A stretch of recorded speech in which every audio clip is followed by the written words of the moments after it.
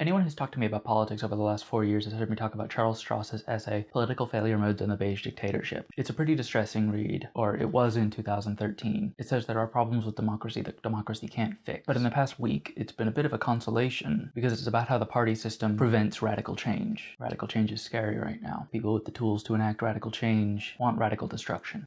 Strauss wrote, "Unfortunately, democracy is broken. There's a hidden failure mode, we've landed on it, and we probably won't be able to vote ourselves out of it. Our representative systems almost all run on a party system. Parties are bureaucratic institutions with the usual power dynamic of self-preservation. As per Michael's iron law of oligarchy, the purpose of the organization is to A, continue to exist, and B, to gain and hold power. Existing incumbent representatives have an incentive to weed out potential candidates who are loose cannons and might jeopardize their ability to win re-election and maintain a career. Parties therefore tend to be self-stabilizing. Institutional survival pressure within organizations, namely political parties, causes them to systematically ignore or repel candidates for political office who are disinclined to support the status quo or who don't conform to the dominant paradigm in the practice of politics. So the future isn't a boot stamping on the human face forever. It's a person in a beige business outfit advocating beige policies that nobody wants, but nobody can quite articulate a coherent alternative to, with a false mandate obtained by performing rituals of representative democracy that offer as much actual choice as a Stalinist one-party state. And resistance is futile, because if you succeed in overthrowing the beige dictatorship, you will become that which you oppose."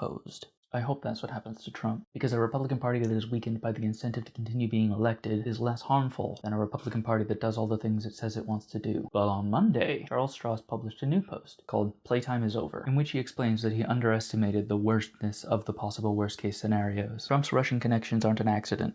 They may be the most important thing about him, and Russia's sponsorship of extreme-right neo-fascist movements throughout Europe is an alarming part of the picture. China isn't helping either. They're backing authoritarian regimes wherever they seem useful, for the same reason the US State Department under Henry Kissinger backed fascists throughout Central and South America in the 1970s. It's going to take more than local action if we're to climb out of the mass grave the fascists have been digging for us these past decades. We haven't lost yet, but if we focus too narrowly on the local context, we will lose, because there is a de facto global fascist international at work. And if we don't work out how to push back globally fast, there will be nobody to remember our graves. I strongly recommend following the links to read both of these articles. Please remember the very important takeaway. Trump is not alone. He is not an isolated incident. Things happening here relate to things happening in Europe and to things happening in Russia and China. And it's not about protecting American interests against a fascist. It's about protecting global interests against fascism.